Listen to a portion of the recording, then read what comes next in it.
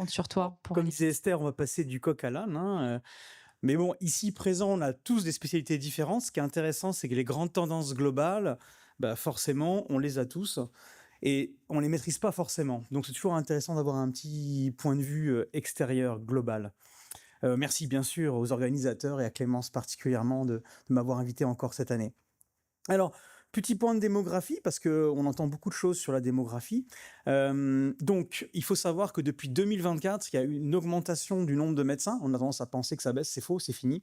On a touché le fond. Et donc, du coup, maintenant, on est à 4000 médecins de plus par an, toutes spécialités confondues, bien entendu, ce qui va conduire à une augmentation du nombre de médecins de plus 40% d'ici 2040. Donc, ça a des impacts quand même non négligeables sur la façon dont on va travailler. Actuellement, on est passé sur une majorité de femmes, ça y est aussi. Augmentation nette du salariat, surtout sur les spécialités médicales. Mais il y a tendance dans toutes les spécialités, quand même, à part les chirurgicaux, il y a une tendance nette. Du coup, pour le nombre d'ophtalmos, bah, ça a recommencé à augmenter. Donc du coup, par exemple, en 2 ans, on est passé de 4, enfin une centaine de plus, voilà, vous voyez le chiffre, une centaine de plus d'ophtalmos. Ceci n'inclut pas les retraités et les remplaçants. Or, il y a quand même beaucoup de remplaçants quand même maintenant, hein, parce que les promos qui arrivent sont très nombreuses. Donc il y a de plus en plus de remplaçants. Et puis les retraités aussi, pour des raisons économiques peut-être, ou d'occupation, restent de plus en plus longtemps. Donc on a quand même du monde. Donc ça marche pas si mal. Dans les sujets d'actualité, donc je fais un petit balayage des sujets d'actualité qui nous occupent au niveau du syndicat et puis qui nous concernent tous. Doctolib, tous les ans j'en parle parce que c'est devenu quand même la plateforme majeure de prise de rendez-vous pour l'essentiel d'entre nous. Et on voit beaucoup de déviance sur Doctolib actuellement, notamment les multiprofils. Ça veut dire, alors nous on a ça aussi à Montpellier, ça veut dire des gens qui vont créer plein de médecins en fait avec des horaires et en fait c'est un seul médecin qui travaille. Tout se répertorier. Le but de ça en fait, c'est d'augmenter l'affichage. Parce que comme Doctolib fait de l'affichage aléatoire en théorie, bah, c'est sûr que si un médecin il a 10 profils, bah, il va paraître 10 fois plus que l'autre. Et donc ça, on essaye de lutter contre ça. Donc c'est pas si évident, hein, parce qu'il y a des problèmes de légaux derrière. Doctolib a bien compris le problème. Donc du coup, là, on va avoir une obligation qui devrait s'installer d'indiquer l'ophtalmo qui voit le patient. Parce que là, il y a trop de faux profils, en fait. En gros, c'est ça. Hein. D'accord. Donc ce sujet avance, ça devrait se résoudre. Donc ceux qui veulent créer plein de faux profils, c'est fini. Ouais. Tu me poseras la question après, peut-être, Esther. Les centres de santé. Donc les centres de santé, bah, tout le monde connaît maintenant. Alors pour donner un petit ordre de grandeur, vous voyez, en 2023, 40 millions de fraudes détectées. Hein. Détectées. Hein. Cette année, 138 millions. Donc on montre quand même que ça pèse. Là, il y a un gros centre de santé, là, enfin un groupe de centres de santé qui vient de se faire prendre. Regardez bien le chiffre, ils ont fait 58 millions de fraudes, 58 millions de faux actes. Je sais même pas comment c'est possible de laisser passer ça d'ailleurs.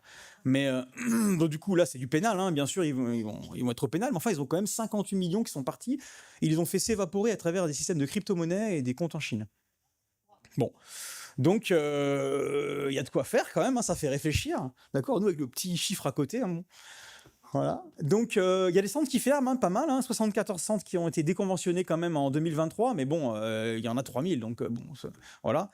Il y a certaines liquidations hein, pour des fraudes, notamment familiales. On engage tous les copains, toute la famille dans les centres de santé.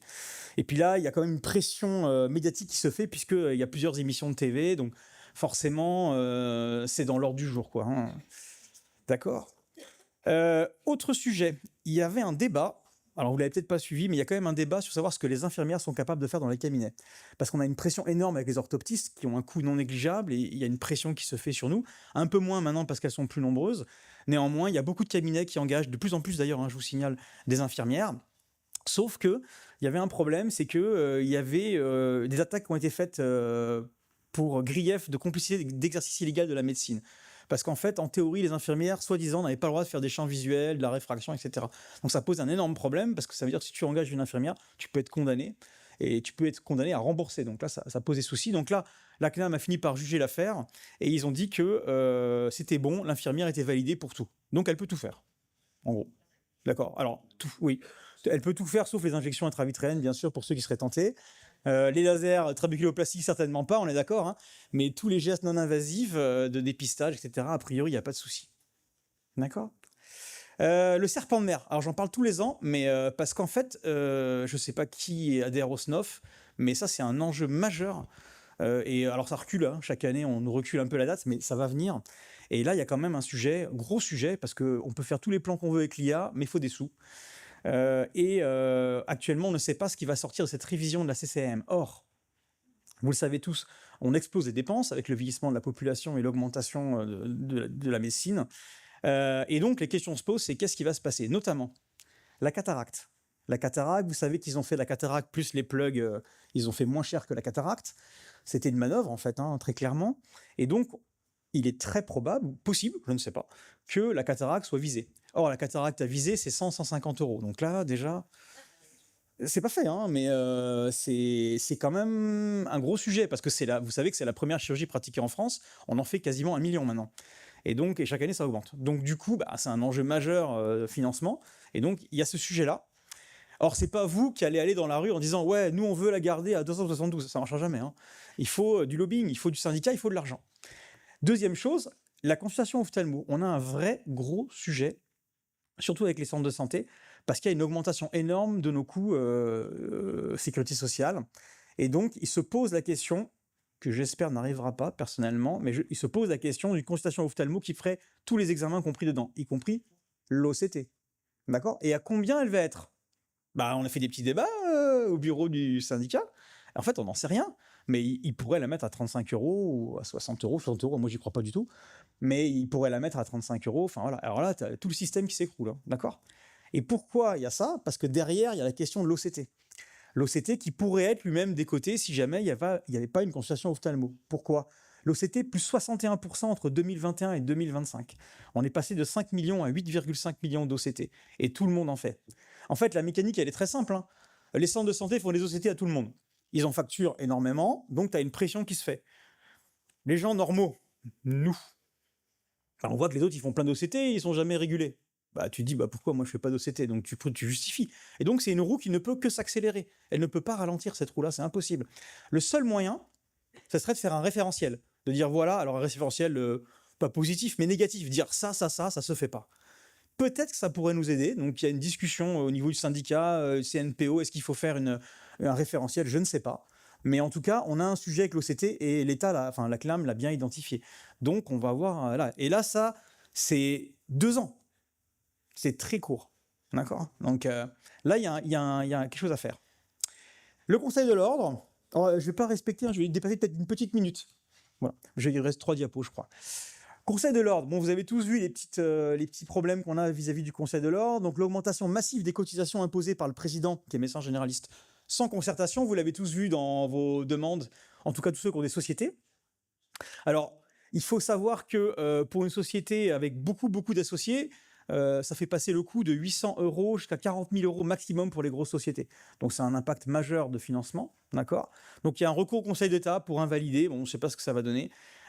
Ceci dit, la justification, moi, j'ai des débats dans ma clinique parce que tout le monde a insulté en gros le Conseil de l'Ordre, et moi j'étais plutôt raisonné en disant, c'est vrai qu'on a un sujet, parce que quand même, il y a les grandes sociétés, notamment financières, qui envoient au Conseil de l'Ordre des documents extrêmement complexes tous les mois, et il faut des gens pour les analyser, et c'est pas nous, au Conseil de l'Ordre, qui allons les analyser, c'est pas possible, on n'a pas la compétence. Donc il faut payer des gens, et ça coûte de l'argent. Donc à un moment, il faut bien avoir une méthode de financement. Donc là, on a quand même un sujet. Deuxièmement, vous avez peut-être vu le scandale aussi porté par le Canard enchaîné, donc qui a critiqué le Conseil de l'Ordre, assez salement, on peut dire, avec des choses qui sont plus ou moins vraies, ou qui ont plus ou moins été traitées déjà, mais qui a quand même des sujets sur des gens qui ont fait des malversations. Le problème, ça donne une image déplorable des médecins au moment où il y a un rapport de l'IGS qui va sortir, et ce rapport est quand même très anti-médecin parce qu'il considère que le Conseil de l'Ordre devrait avoir une activité essentiellement basée pour les patients. Ce serait plutôt les patients qui seraient défendus par le Conseil de l'Ordre, puis les médecins. Il voudrait sortir les médecins, la défense des médecins. Alors, c'est déjà un peu le cas, je suis d'accord avec toi, mais quand même, on a quand même le Conseil de l'Ordre un petit peu avec nous. Si c'est l'ARS qui gère, voilà, je suis pas chaud. Par contre, le bon côté du Conseil de l'Ordre, c'est qu'il y a quand même une meilleure structuration avec un meilleur de contrôle. Vous avez dû recevoir tous des papiers de demande de contrôle des CELARL. Je trouve que c'est plutôt une bonne chose quand même. Il faut lutter contre la financiarisation abusive et contre les fraudeurs. Je crois que là, il n'y a pas le choix. Donc c'est quand même un bouclier actuellement. Et alors, un peu quand même lutter contre les abus de patients, on en voit tous, hein, bon, c'est vrai qu'on a un sujet là-dessus, on est mal défendu, c'est pas dans l'air du temps, la défense des médecins. Donc le Conseil de l'ordre, c'est le seul outil qu'on pourrait avoir. Donc taper bashing nous-mêmes sur le Conseil de l'ordre n'est peut-être pas une très bonne idée, parce qu'il y a des gens derrière qui se disent « Oh là là, c'est super, ça va pas, on va récupérer le système et ça sera pas pour nous. » D'accord ? Un petit exemple, alors je peux en parler parce que c'est un petit exemple, voilà. Je n'ai aucun jugement de valeur par rapport à ça, c'est pas ça. C'est paru dans la presse, donc voilà. C'est un sujet sur voilà comment on peut avoir des soucis avec le Conseil de l'ordre. Là, c'est un ophtalmo qui a fait, sans voir les patients, c'est de la téléexpertise, 70 000 ordonnances qui sont passées, donc 70 000 patients qui n'ont jamais été vus. Hein, finalement, c'est ça qui s'est passé. Qui a eu 6 mois d'interdiction d'exercice, mais qui fait appel, donc ça ne veut pas dire que le jugement sera appliqué. Mais quand même, c'est pour montrer que le Conseil de l'ordre est quand même plus vigilant et que ceux qui font des choses quand même qui pourraient être critiquables, après moi je suis pas là pour dire si c'est bien ou pas bien, mais des gens qui font des choses plus critiquables, le Conseil de l'ordre est devenu nettement plus offensif. C'est ça qu'il faut retenir. On va plus se faire avoir par le Conseil de l'ordre, il va être plus offensif. Et voilà, j'en ai fini aujourd'hui. Merci à vous.